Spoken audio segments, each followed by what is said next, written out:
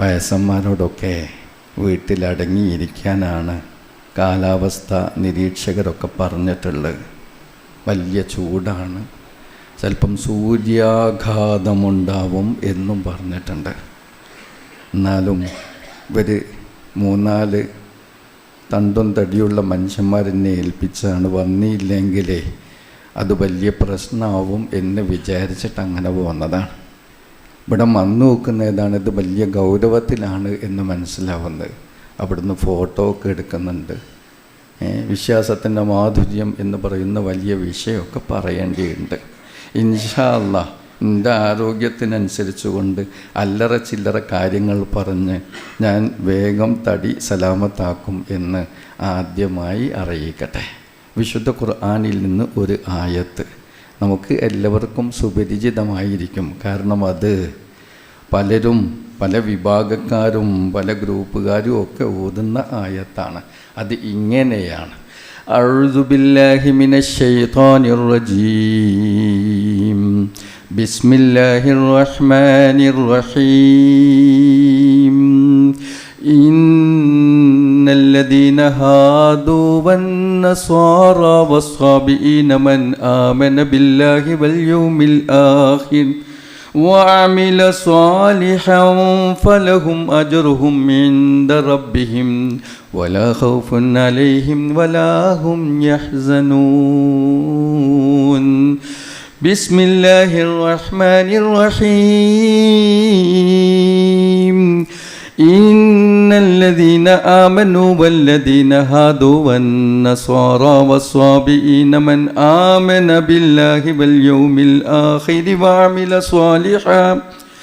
وعمل صالحا فلهم أجرهم عند ربهم ولا خوف عليهم ولا هم يحزنون.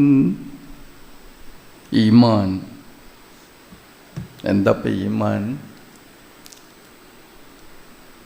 നിങ്ങൾക്കൊക്കെ ഈമാനുണ്ടോ എന്ന് പരിശോധിക്കാൻ പോവുക.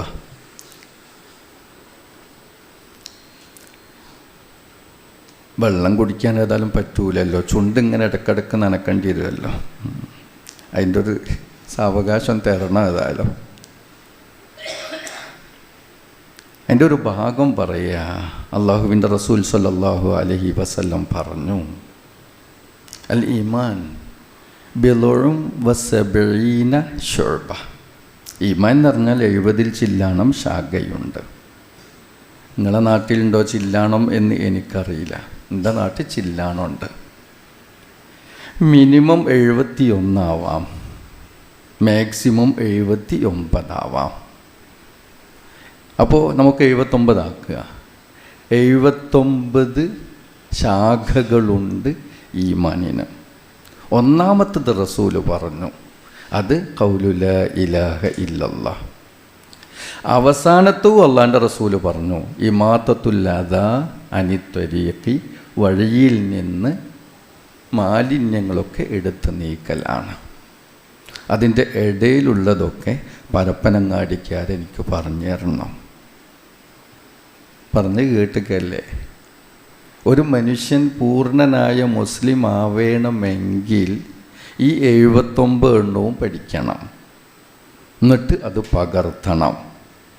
എങ്കിൽ മാത്രമേ അൽ മുഅ്മിനുൽ കാമിൽ, പൂർണ്ണനായ മുഅ്മിനുണ്ടാവൂ. അപ്പോൾ ഇനി നമ്മളൊന്ന് പറഞ്ഞു നോക്കുക, ചോദിച്ചു നോക്കുക, 50-ാമത്തെ എന്താണ്, 28-ാമത്തേത് എന്താണ്, 63-ാമത്തേത് എന്താണ്, 16-ാമത്തേത് എന്താണ്? ആരെങ്കിലും പറയുകയാണെങ്കിൽ കൈപൊക്കാം. ഞാനങ്ങനെ പ്രസംഗിച്ചു പോകാൻ തയ്യാറില്ല കേട്ടോ. നിങ്ങളോട് ചോദ്യം ചോദിച്ചിട്ട് എന്നെ ഞാൻ പോവും. പറഞ്ഞോളൂ. ലജ്ജ. അത് എത്രാമത്താണെന്നും പറയണം. അൽഹംദുലില്ലാ, അടിപൊളി ഉത്തരമാണ്, വളരെ കൃത്യമായ ഉത്തരമാണ്. 50-ാമത്തെ. ഇനി പറയും, വേറെ ആർക്കും എന്തോ പറയാനുണ്ടോ? സൽസ്വഭാവം. അത് എത്രാമത്തെ? പറയാൻ പറ്റൂല. ആയിക്കോട്ടെ. ഖുലുഖുൻ ഹസൻ. നമുക്ക് 60-ാമത്തെ നാട്ടിടല്ലേ? അതെ. അൽഹംദുലില്ലാ, നമ്മൾ ഈ ദീനിൻ്റെ അനുയായികളാണ്. ഈ ദീനുണ്ടല്ലോ, അതിന് സമാനമായ ഒന്നില്ല. ഇവിടെ എത്തിയത് കൊണ്ട് അൽഹംദുലില്ലാ അൽഫ മറ, അല്ലേ? 100,000 പ്രാവശ്യം നമുക്ക് പറയാം അൽഹംദുലില്ലാ. ഒന്നാമത്തെ പറഞ്ഞു, ഏറ്റവും അവസാനത്തവും പറഞ്ഞു. അതിൻ്റെ ഇടയിലുള്ളത് പറയും. ഇതിൻ്റെ ഇടയിലുള്ളത് അള്ളാഹുവിൻ്റെ റസൂൽ പറഞ്ഞില്ല. അള്ളാഹുവിൻ്റെ റസൂൽ പറഞ്ഞില്ല. നിങ്ങൾ കേൾക്കുന്നുണ്ടോ? ആദ്യത്തവും പറഞ്ഞു, അവസാനത്തവും പറഞ്ഞു. പിന്നെ ഇമ്മോൻ പറഞ്ഞു 40-50ാമത്തെ ആണ്. മോമ്പല്ല, തന്ത്രശാലിയാണ് ഏതായാലും ആള്. അൽഹംദുലില്ലാ. ഒന്നും പറഞ്ഞില്ല അള്ളാഹുവിൻ്റെ റസൂൽ. പറയാത്തത് കൊണ്ടുണ്ടല്ലോ ഇസ്ലാം ഏറെ പ്രസക്തമാവുക. പറഞ്ഞിരുന്നെങ്കിൽ ലോകത്ത് 79 നന്മകളെ ഉണ്ടാകുമായിരുന്നുള്ളൂ. ഒന്നും പറയും. അള്ളാഹുവിൻ്റെ റസൂൽ പറഞ്ഞിരുന്നുവെങ്കിൽ ലോകത്ത് 79 നന്മകൾ മാത്രമേ ഉണ്ടാകുമായിരുന്നുള്ളൂ. പറയാതിരുന്നതുകൊണ്ട് 70,000 നന്മകളുണ്ട്, അല്ലേ? അനന്തമായ നന്മകളുണ്ട്, എണ്ണിയാലൊടുങ്ങാത്ത അത്ര നന്മകളുണ്ട്. അള്ളാഹുവിൻ്റെ പ്രവാചകൻ എണ്ണിയിരുന്നെങ്കിൽ നേത്രദാനം എന്ന വലിയ ഒരു നന്മ അതിൽ ഉണ്ടാകുമായിരുന്നില്ല. എന്തുകൊണ്ട്? നിങ്ങളാരും ഇവിടെ എല്ലാം എനിക്കിപ്പോൾ മനസ്സിലായി. ഇവിടെ ഉണ്ടെങ്കിൽ ഇവിടെ തന്നെ ഉണ്ടാവണം. ഞാൻ പറഞ്ഞു മനസ്സിലായില്ല. അള്ളാഹുവിൻ്റെ പ്രവാചകൻ 79 എണ്ണിയിരുന്നെങ്കിൽ നേത്രദാനം എന്ന് പറയുന്ന മഹാദാനം അതിൽ ഉണ്ടാകുമായിരുന്നില്ല. എന്തുകൊണ്ട്? എന്തുകൊണ്ട്? എന്തുകൊണ്ട്? എന്തുകൊണ്ട്? എന്തുകൊണ്ട്? അന്നതില്ലായിരുന്നത് കൊണ്ട്, അല്ലേ? ഇപ്പോൾ ആ 79 അതുണ്ടോ? ഉണ്ട്, ഉണ്ട്, അതിലുണ്ട്. വൃക്കദാനം അതിൽ ഉണ്ടാകുമായിരുന്നോ? ഉണ്ടാകുമായിരുന്നില്ല. രക്തദാനം, മഹാദാനം അതിലുണ്ടാകുമായിരുന്നോ? ഇല്ല. ഇനി നിങ്ങൾ പറയും, ഇസ്ലാം ദീൻ എന്തുമാത്രം ബുദ്ധിപരവും പ്രസക്തവുമായ മതമാണ്. അൽഹംദുലില്ലാ, അവിടെയല്ലേ നമ്മളുള്ളത്. ഇപ്പോൾ പറഞ്ഞതിൻ്റെ അർത്ഥം, ലോകത്ത് നന്മ എന്ന് പറയുന്ന എന്തൊക്കെയുണ്ടോ അതെല്ലാം പറഞ്ഞൂടി. അതെല്ലാം നിങ്ങളങ്ങനെ ഇരിക്കണം, ഞാൻ സമ്മതിക്കൂല. ഞാൻ പറയും, അതെല്ലാം ഈമാനിൻ്റെ ഭാഗമാണ്. ലോകത്ത് നന്മ എന്ന് പറയുന്ന എന്തൊക്കെയുണ്ടോ അതെല്ലാം ഈമാനിൻ്റെ ഭാഗമാണ്. അതിൻ്റെ ഒന്നാമത്തെ സഫിൽ മുഅ്മിൻ ഉണ്ടായിരിക്കണം, എങ്കിലേ അവൻ മുഅ്മിനാവൂ.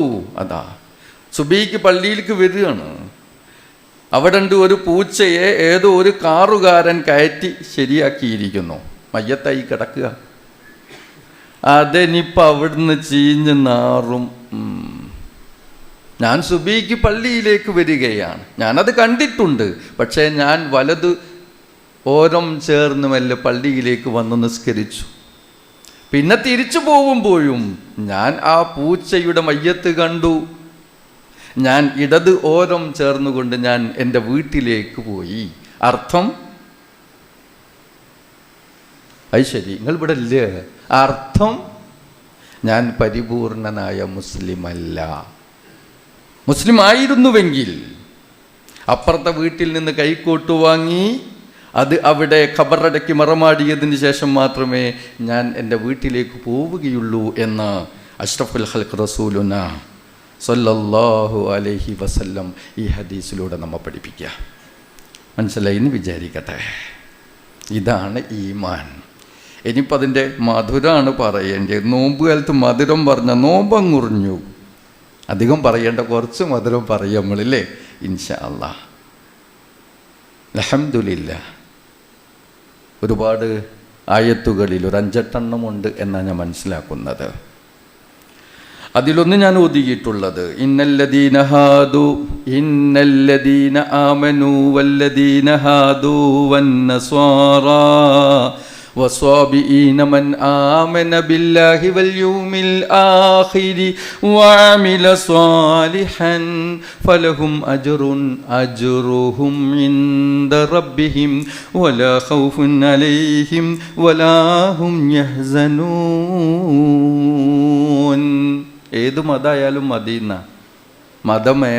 ഏതാവട്ടെ മനുഷ്യൻ നന്നായാൽ മതി എന്നാ പറയുന്നത്. നമ്മളെ മറ്റു മതത്തിൽപ്പെട്ട ആളൊന്നുമില്ലെങ്കിൽ ഞാൻ ആ വഴിക്ക് വരൂല എന്നൊക്കെ പറഞ്ഞ ആളില്ലേ, മദർ തെരേസ ഇല്ലാത്ത സ്വർഗത്തിൽ ഞാൻ വരൂല. മൂപ്പര് വരാത്തതിൻ്റെ പേരിൽ അള്ളാഹ്ക്ക് ഭയങ്കര വിഷമ. ഇനി എന്തപ്പം ചെയ്യാന്ന് ആർക്കറിയാം. ഒരു വരണ്ടിയിരുന്നില്ലേ. അപ്പോൾ അള്ളാഹ് വല്ലാണ്ട് വിഷമിച്ചുത്തിരിക്കുക. ഒരു പ്രതിഷേധ. മദർ തെരേസ സ്വർഗത്തില്ലെങ്കിൽ ഞാൻ അങ്ങോട്ട് വരൂല, മഹാത്മജി വരുന്നില്ല എങ്കിൽ ഞാൻ ആ ബൈക്കിന് വരൂല. അള്ളാഹ് പേറെ വിഷമിച്ചിരിക്കുന്നു. യഹൂദി ആയാലും വിരോധമല്ല, ക്രിസ്ത്യാനി ആയാലും വിരോധമല്ല. ഇനി മുഅ്മിൻ വിശ്വാസിയാണെങ്കിലും ശരി, മൻ ആമന ഈമാൻ വേണം, ബില്ലാ അല്ലാഹുവിൽ, വൽ യൗമിൽ ആഖിർ പരലോകത്തിലും വിശ്വാസം വേണം, വഅമില സ്വാലിഹൻ എന്നിട്ട് നല്ല അമല് ചെയ്യണം. അപ്പം ഈമാനിൽ നിന്നാണ് നല്ല അമൽ ഉണ്ടാവേണ്ടിയെന്ന് അതാ പറഞ്ഞതിൻ്റെ അർത്ഥം. നേരത്തെ പറഞ്ഞു അങ്ങനെ തന്നെയാണ്. ഈമാനും അമലും രണ്ടല്ല, ഒന്നാണ്, പരസ്പര പൂരകമാണ്. ഈമാനുണ്ടോ അമലുണ്ടാവണം, അമലുണ്ടോ ഈമാനും ഉണ്ടാവണം. അത് രണ്ടും കൂടി ഉണ്ടെങ്കിൽ മാത്രമേ കബൂലാക്കപ്പെടുകയുള്ളൂ. ഈമാനില്ലാത്ത അമലും അമലില്ലാത്ത ഈമാനും രണ്ടും അപകടകരമാകുന്നു എന്നല്ലേ ഈ ഹദീസ് നമ്മെ പഠിപ്പിക്കുന്നത്. ഇങ്ങ് മനസ്സിലായിരിക്കുവാൻ പറഞ്ഞില്ലേ. അപ്പോൾ മദർ തെരേസക്ക് ഈമാനുണ്ട്. എന്താ ഈമാൻ? ഞാൻ ഈ കുഷ്ഠരോഗികളെ കഴുകി വെടിപ്പാക്കുന്നത്, അവരെ ഊട്ടുന്നത്, അവരെ കൂടെ ഉറങ്ങുന്നത്, അവർക്ക് അതിഗംഭീരമായ ഹിദ്മത്ത് സേവനം ചെയ്തുകൊണ്ടിരിക്കുന്നത്.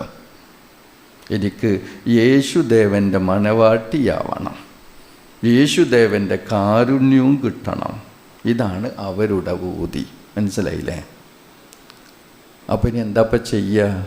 നാളെ പരലോകത്തെത്തുമ്പോൾ അള്ള പറയും, ഇനി എന്തിനായി മോളെ ആ കുഷ്ഠരോഗികളൊക്കെ കുളിപ്പിച്ച്? അത് യേശുദേവൻ്റെ മണവാട്ടിയാവാൻ, യേശുദേവനിൽ നിന്ന് റഹ്മത്തും ബർക്കത്തും കിട്ടാൻ. നമ്മൾ അങ്ങോട്ടല്ലേ, ഞാൻ തരൂല. അത് സത്യം, ന്യായമായ ഒരു വർത്താനല്ലേ? അള്ള തരണം, അള്ളാഹു കൊടുക്കണം എന്ന് ആഗ്രഹിച്ചു ചെയ്താലല്ലേ അള്ള കൊടുക്കേണ്ടിയുള്ളൂ. യേശുദേവൻ കൊടുക്കണം എന്ന് ആഗ്രഹിച്ച് ചെയ്താൽ അള്ള കൊടുക്കേണ്ടിയില്ലല്ലോ. അപ്പം അല്ലോ അവരോട് പറയും, നിങ്ങൾ യേശുവിനോട് വാങ്ങിക്കോളി കേട്ടോ. യേശുവിനെ കൊടുക്കുന്ന ആളല്ലല്ലോ, യേശു അള്ളാഹുവിൽ നിന്ന് വാങ്ങുന്ന ആളല്ലേ. അപ്പോൾ അള്ളൻ്റെ അടുത്തൊന്നും കിട്ടൂല, പറയ്, യേശുവിൻ്റെ അടുത്തൊന്നും കിട്ടൂല. അമല് മൊത്തം എന്തായി? ബാത്തിലായി പോയി. അതല്ല ഈമാൻ. ഈമാനോടുകൂടി ചെയ്യണം എന്ന് പറഞ്ഞതിൻ്റെ അർത്ഥം അതല്ലേ? അങ്ങനെയായിരിക്കട്ടെ നമ്മുടെ അമലുകൾ. അതാ നമ്മളെപ്പറ്റി പറഞ്ഞെന്താ? മൻ സ്വാമ റമളാന ഈമാനം വഹ്തിസാബൻ ഗുഫിറ ലഹു മാ തഖദ്ദമ മിൻ ദംബി. എല്ലാ നോമ്പിനും നമ്മൾ ഇഷ്ടം പോലെ കേൾക്കുന്ന ഹദീസാണ്. നോമ്പ് കേൾക്കേണ്ടത് എങ്ങനെയാ? ഈമാനോട് കൂടിയായിരിക്കണം. എന്താ പറഞ്ഞതിൻ്റെ അർത്ഥം? ഇതിൻ്റെ റബ്ബ് കൽപ്പിച്ച, പിന്നെയോ ഇത് റബ്ബിൻ്റെ തൃപ്തി കിട്ടാൻ വേണ്ടിയിട്ടാണ്. ഇതിന് റബ്ബ് എനിക്ക് പ്രതിഫലം നൽകും. അല്ല, എനിക്ക് ഇതിന് റബ്ബ് മാത്രമേ പ്രതിഫലം നൽകാനുള്ളൂ. എന്തായാലും പടച്ചമ്പുരാൻ എനിക്ക് പ്രതിഫലം നൽകും. ഈ പ്രതീക്ഷയും ഈ പ്രാർത്ഥനയും ഈ ബോധവും ഈ നിയ്യത്തും ആ രൂപത്തിൽ നമ്മൾ നോമ്പ് നോൽക്കുന്നുവോ എങ്കിൽ പ്രതിഫലമുണ്ട്. ഇതല്ലേ പഠിപ്പിക്കപ്പെട്ടിട്ടുള്ളത്? അസ്സൗമു ലീ വ അന അജ്സി ബി. അല്ലേ? അസ്വലാത്തു ലിമൻ, നിൽക്കാരാർക്കാ? അള്ള പറയാണ്, നോമ്പ് എനിക്കുള്ളതാണ്, ഞാനതിന് കൂലി തരുമെന്ന്. അപ്പം എൻ്റെ ചോദ്യം, നിസ്കാരം ആർക്കുള്ള? ഇതെന്തിന്നെ നോക്കിക്കുന്നെല്ലതും? അസൂമുലി, നോമ്പെനിക്കുള്ളതാണ്, ഞാനതിന് കൂലി തരും എന്നാണ് അള്ളാഹുവിൻ്റെ റസൂലിലൂടെ അള്ളാഹു പറഞ്ഞത്. അപ്പം നിസ്കാരം ആർക്കുള്ള? നിസ്കാരം അള്ളാഹു അല്ലാത്തവർക്കുണ്ടാവും. ഇവിടെ യൂസുഫ് അലി വന്നു വിചാരിക്കുക, പള്ളിയിൽ അല്ലറ ചില്ലറ ആളുകൾ വന്ന് പള്ളിയിൽ കയറിയെന്ന്. ഉണ്ടായറ നിൽക്കരിക്കാത്ത ചങ്ങായി ഉണ്ടായിരുന്നു, ഓനും നിൽക്കരിച്ച്. എന്തെങ്കിലും കിട്ടുകയാണെങ്കിലോ? ആ നിസ്കാരം ആർക്കായി? അതല്ലാക്കുള്ളതല്ലല്ലോ. അങ്ങനെ ഉണ്ടാവാം ചിലപ്പം ചിലർക്കൊക്കെ. വല്യുസ്താദ് അവിടെ നിന്ന് ഇങ്ങനെ നോക്കി, ഞാൻ വല്യുസ്താദ് ഇങ്ങനെ ആ സ്റ്റെപ്പിൽ ഇങ്ങനെ ഇരിക്കുകയാണ്. എന്നെ മദ്രസയിൽ നിന്ന് പഠിപ്പിച്ചതാ. ഞാൻ മൂത്രമൊഴിക്കാൻ വന്നതാ. മൂത്രമൊഴിച്ച് പോകുന്നേരം ഉസ്താദിൻ്റെ അവിടെ കുത്തിരിക്കുന്നു. പടച്ചോനെ, ഇയാൾ കണ്ടല്ലോ, ഇനി കയറിയല്ലാതെ മാർഗമല്ലല്ലോ. ഓൻ കയറി പള്ളിയിൽ എങ്ങനെയോ 4 റക്അത്ത് നിസ്കരിച്ച ചങ്ങായി പോയി. അത് പാർക്കായിരുന്നു? ഉസ്താദിന് വേണ്ടിയിട്ടായിരുന്നു. മനസ്സിലായില്ലേ? സക്കാത്തും അങ്ങനെയാവാം അല്ലേ? അതെ. ഹജ്ജും അങ്ങനെയാവാം. ഞാൻ 5-6 ലക്ഷം ഉറുപ്പ്യ മുടക്കിയിട്ട് എനക്കെന്താ ഒന്ന് ഹാജിന്ന് വിളിച്ചാൽ, വിളിച്ചില്ലേ, നമുക്കൊരു വൈക്ലഭ്യം അല്ലേ? അതെ. അപ്പം ഹജ്ജും ചിലപ്പോൾ വഴിമാറിയേക്കാം. പക്ഷേ ഞാൻ നോമ്പ് നോറ്റു എന്ന് നിങ്ങൾ അറിയുന്നില്ല. നോമ്പ് നോൽക്കുന്നുവെങ്കിൽ അത് റഹ്മാനായ റബ്ബിൻ്റെ റിള പ്രതീക്ഷിച്ചുകൊണ്ട് മാത്രമാണ്. അതിൻ്റെ പേരിൽ ഒരു ലോകമാന്യതയില്ല, ആളുകളിടയിൽ ആളാവലില്ല, ആളുകളുടെ അഭിനന്ദനങ്ങൾ നേടണം എന്നുള്ള ചിന്തയില്ല. അതുകൊണ്ട് തന്നെ നോമ്പ് അള്ളാഹ്ക്ക് മാത്രമുള്ള ഇബാദത്താണ്, എങ്ങോട്ടും പോവില്ല. അതുകൊണ്ട് അസ്സൗമുലി വ അന അജ്സീ ബി എന്നുള്ളതാണ്. ശരി, നമ്മൾ റമളാൻ മാസത്തിലാണുള്ളത്. നമുക്ക് മാധുര്യം ഉണ്ടാവണം. എങ്ങനെയാ മാധുര്യം ഉണ്ടാവുക? എങ്ങനെ ഉണ്ടാവുക? അതേ, എടുക്കാത്ത പണിക്ക് ആരെങ്കിലും കൂലി തരുമോ? നിങ്ങൾ പറയേ. തരൂലല്ലോ അല്ലേ? ഒരാളും തരൂല. ബംഗാളി സഹോദരനെ അല്ലെങ്കിൽ ഒരു അതിഥി, ബംഗാളിന്ന് വിളിക്കുന്നവർക്ക് ഇഷ്ടമല്ല, അതുകൊണ്ട് നമ്മളെ വിളിക്കുന്നത് ശരിയല്ല. എൻ്റെ നാട്ടിലുള്ളവർ അങ്ങനെയാണ്. നമ്മളങ്ങനെ അല്ലാതെ വിളിക്കലുമില്ല. നമ്മളെ ഗവൺമെൻറ് വരെ വിളിച്ചിട്ടുള്ളത് അതിഥി തൊഴിലാളികൾ അല്ലേ? അതാണ്, ഇതര സംസ്ഥാന തൊഴിലാളികൾ. അങ്ങനെയൊക്കെ വിളിച്ചാൽ പോരെ. അവർക്ക് ഇഷ്ടമല്ല പേരെന്തിനാ നമ്മൾ വിളിക്കുന്നത്? ഒന്നുമില്ലേ, ഓല തോലൊക്കെ കയ്യേക്കണേ, ഓലോടൊക്കെ വർത്താൻ പറയണേ, വരണം എന്നൊക്കെ പറയണേ എല്ലാവരോടും. ഞാൻ അവർക്ക് ക്ലാസ്സൊക്കെ വെച്ച് നോക്കി, വന്നിട്ടൊന്നുമില്ല. കാരണം അലിഫും അറിയില്ല, ബാവും അറിയില്ല. ഇന്നെക്കൊണ്ട് ഫാത്തിഹ എങ്ങാനും ചെല്ലിച്ചാൽ ഞാൻ എന്താ ചെയ്യുക? അവർക്ക് വരാൻ മടിയാവുക, പേടിയാവുക. അതാ ശരി. അപ്പം ഞാൻ പറഞ്ഞു വന്നിട്ടുള്ളത് എന്തായിരുന്നു? മറന്നു. ഓമ്പോ വീട്ടിൽ പണിക്കന്ന് എന്നിട്ട് കാര്യങ്ങളൊക്കെ ഏൽപ്പിച്ചു കൊടുത്ത് വൈകുന്നേരം നോക്കുന്നത് ഒരു പണിയും നീങ്ങില്ല, ഒന്നും ചെയ്തിട്ടുമില്ല. അവസാനം അങ്ങോട്ടും ഇങ്ങോട്ടൊക്കെ വർത്താനായി. അതാ, എടുക്കാത്ത പണിക്ക് കൂലി എടുക്കൂല, എടുത്ത എണ്ണ പൂർണ്ണമായിട്ടില്ലെങ്കിലും കൂലി എടുക്കൂല. അതാണ് നമ്മൾ. എടുക്കാത്ത പണിക്ക് ആരെങ്കിലും കൂലി തരുമോ? ഒരാളുണ്ട്.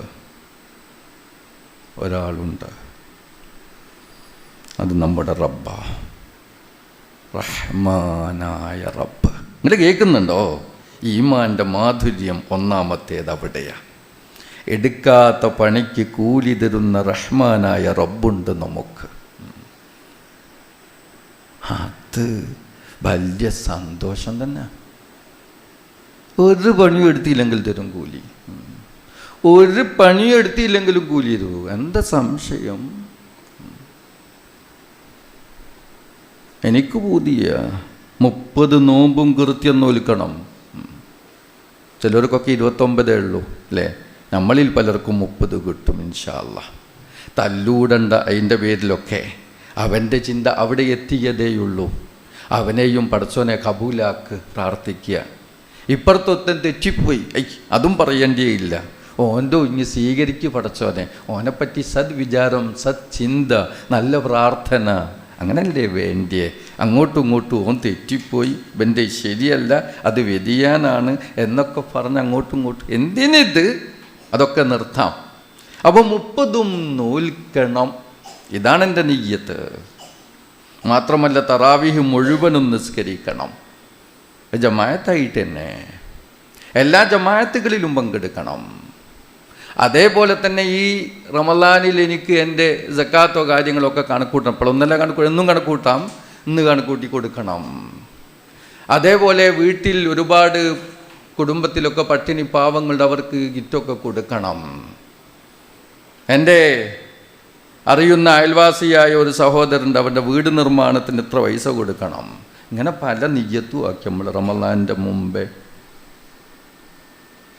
അതൊക്കെ നടപ്പാക്കാൻ വേണ്ടിയിട്ട് തന്നെയാണ് നിയ്യത്താക്കിയതും തീരുമാനിച്ചത്. ആസൂത്രണങ്ങൾ, അതിനു വേണ്ടിയുള്ള ചില പരിപാടികൾ എല്ലാം നമ്മൾ ഒരു കൂട്ടി കൊണ്ടുവരികയാണ്.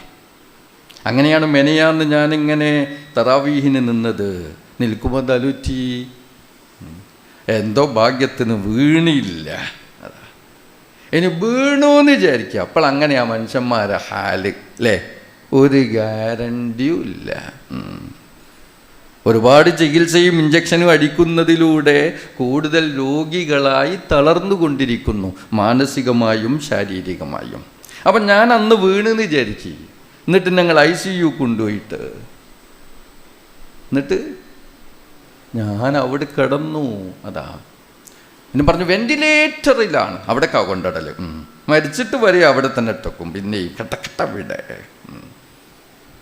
ഒരു 80 വയസ്സായ ബാപ്പാരൊന്നും അവിടെ കൊണ്ടിടരുതേ. നമ്മളും ഒന്ന് വസിയ്യത്ത് ചെയ്തിക്ക്, ഇന്നെ അതിൻ്റെ ഉള്ളിലും കൊണ്ടിടണ്ടക്കളെ.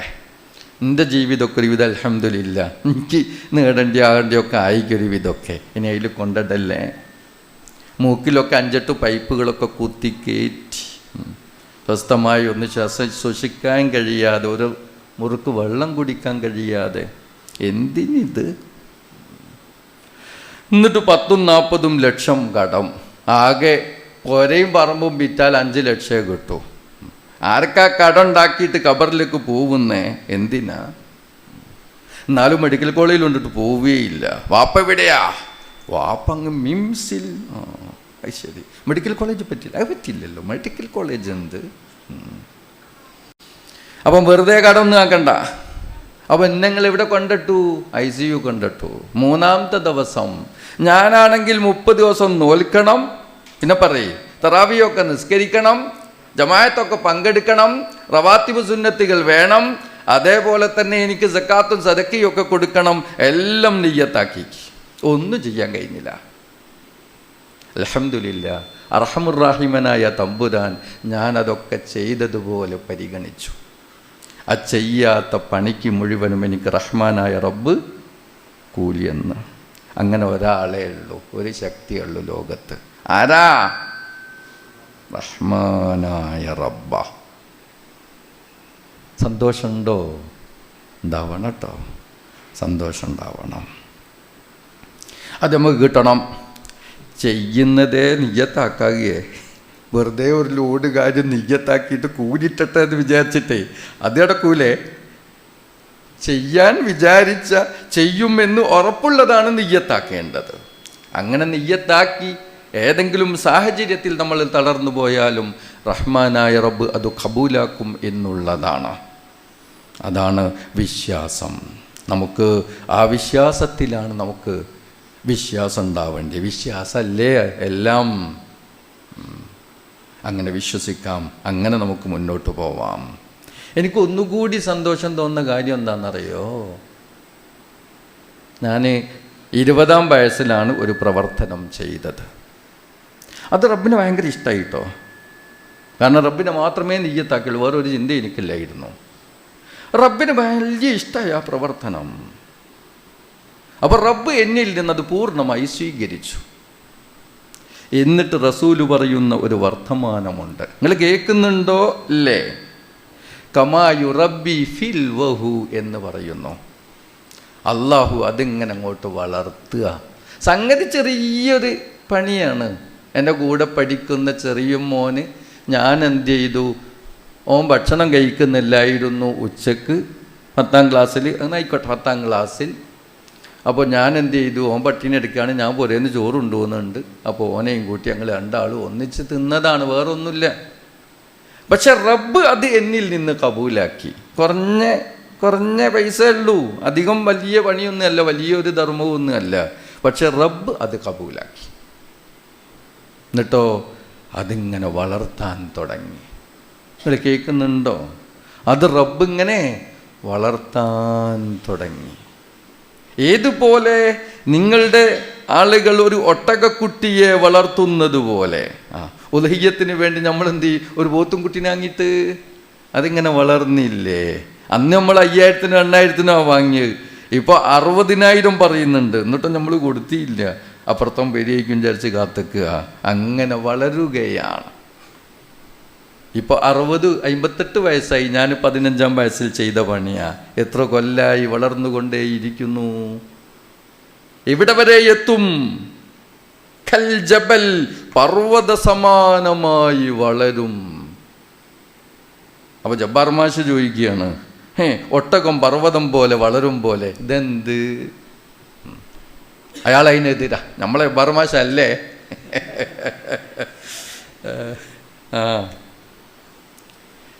അതങ്ങനെ തന്നെയാ.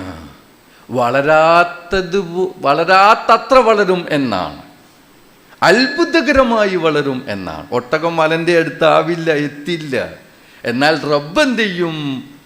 മല പോലെ വളർത്തും എന്നാണ് റഹ്മാനായ റബ്ബ് റസൂലിലൂടെ നമ്മെ പഠിപ്പിക്കുന്നത്.